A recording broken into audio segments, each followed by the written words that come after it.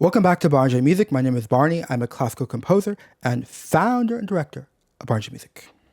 Harmony for the General Public series is our music education, music appreciation series. We're focused on vertical listening. If you are interested more in horizontal listening, then you can check out the What the Fugue series. I lived for 5 years in Paris, France, so I can get extra training, and now I want to share with you some of the things I learned. If you're just jumping into Harmony for the General Public for the very first time, I would recommend you also watch the fundamental relationship, in which I talk about tonic to dominant, but in layman's terms, or to check out the very first episode of Harmony for the General Public, which is called Harmony is a Story. Lastly, I have a very exciting announcement for this season of Harmony for the General Public, which is we now have quality audio instead of me at piano. So I will be utilizing music from HELPISONTHEWAY for Orchestra, my first symphony. Let's begin.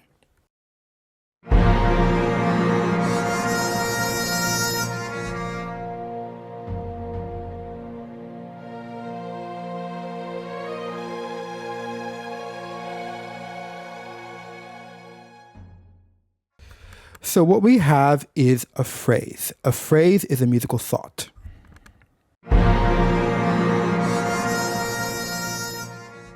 It can be incomplete.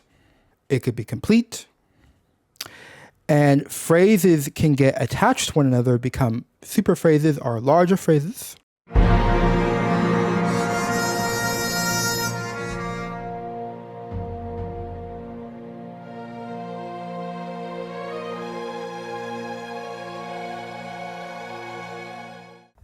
Which get in turn strung together, and before you know it, you have an entire piece of music. Now let's look at chords and melody.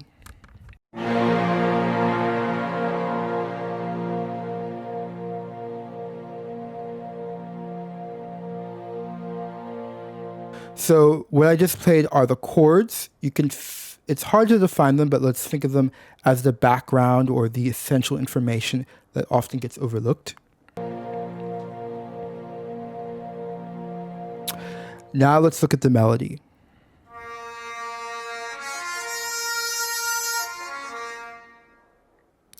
Let's listen to some more of the melody. Notice that there's one melody, but in a musical work, it can transfer among different instruments.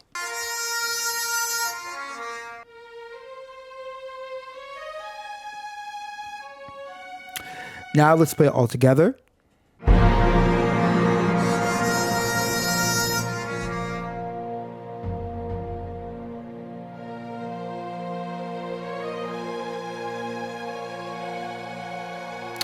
I'm going to play it again, and I would like you to listen for just the melody.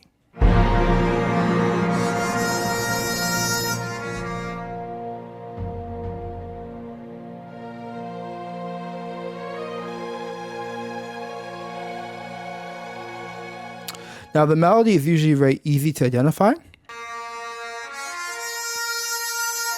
because it's like the surface, but we also want to be able to hear beneath the surface. So I just played the chords. Let me play this passage again, tutti, which means everyone, but listen for the chords, listen beneath the surface.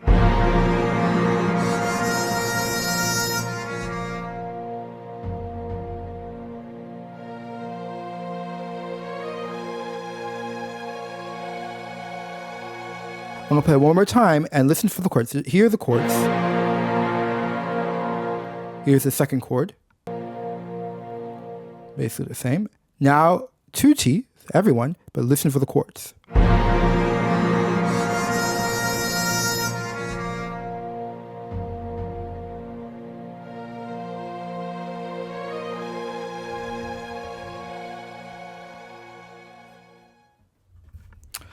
Now let's go on to bass and soprano, which I love.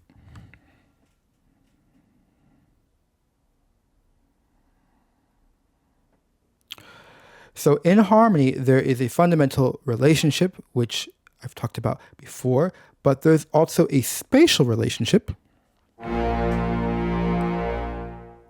We have the lowest note and we have the highest note. The lowest note we call the bass. It's not necessarily just one note. It could be it could be multiple instruments.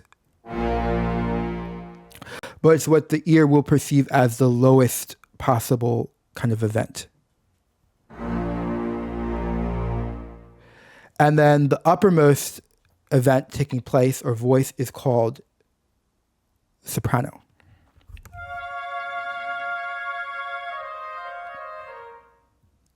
Notice that the music feels a little bit naked when you don't have the bass.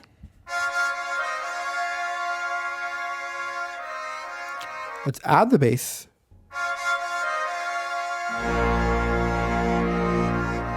Now, one quick précision. Technically, the soprano is the highest voice in this particular melody. The melody is in pairs, so technically the uppermost voice is the soprano, but they function together. So the most important concept to take away right now is just you have the bass and then you have the soprano.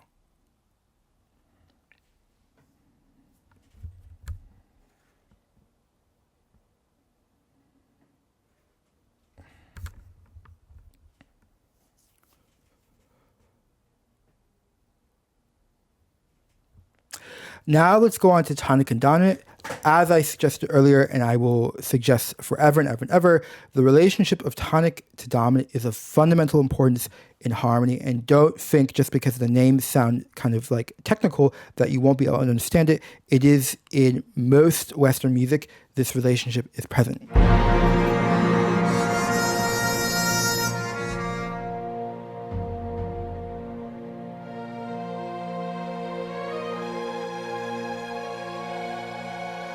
So I just played the opening music. Now let's hear it again and hear just the chords.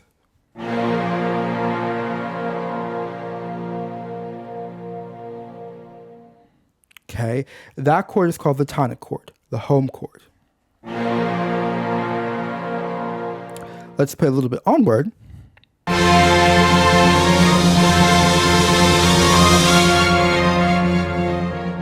Let's play just the chords.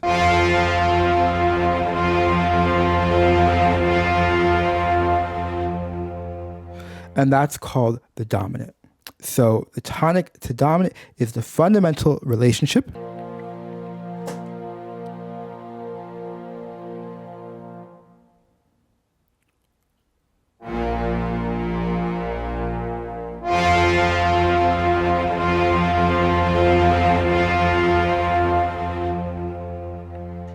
Let's listen to just the tonic. Let's listen to the dominant. Now you may think, oh, well, the dominant is louder. No, not necessarily. The dominant is, I would describe as more live, versus the tonic is more like kind of like stable. Let's listen to the dominant, but a little bit softer. Notice that it still feels risen and alive, versus kind of the tonic will feel like kind of rooted in place.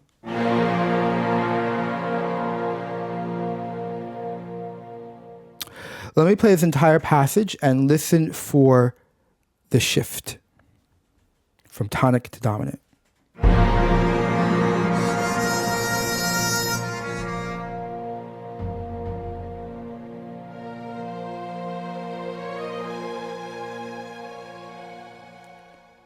Notice that nothing changed yet. On the surface, things change, but if you listen beneath, listen to the chords.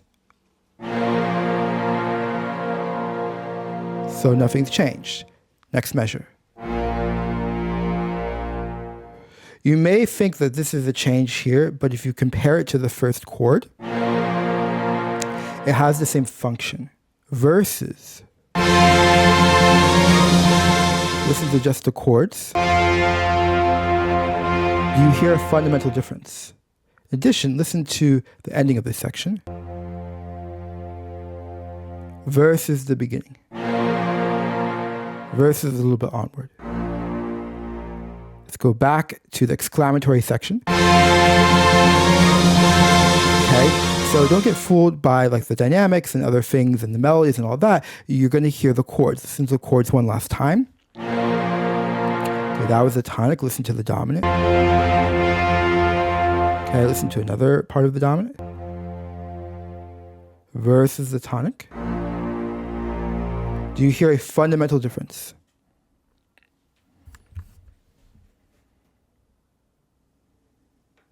I would like to get the key changes, but first I'd like to do a rapid fire review of everything we just learned. Ending on a dominant, or just being on the dominant, is going to have a little bit of suspenseful feeling.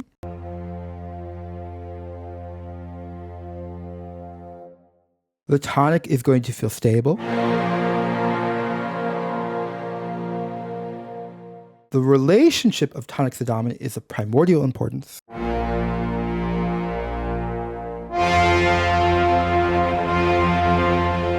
The bass is the lowest voice. Soprano is the upper voice. We have chords. We have the melody. We have phrases. Now, one thing to just mention before key changes is you cannot become addicted to the words. I'm just using words to help you hear certain things so you can identify it.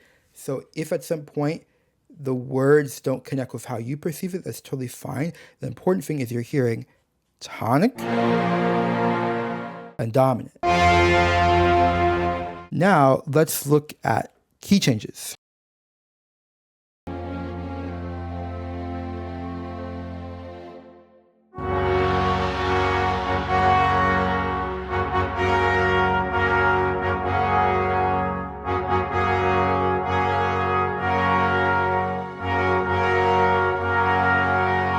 We just traversed a key change. Listen carefully.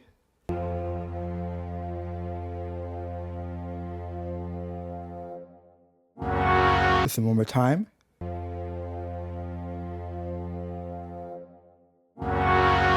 I think I want to leave it at that, so I'll see you in the next episode of Harmony for the General Public, in which we'll look at key changes. Thank you for watching, and have a good day.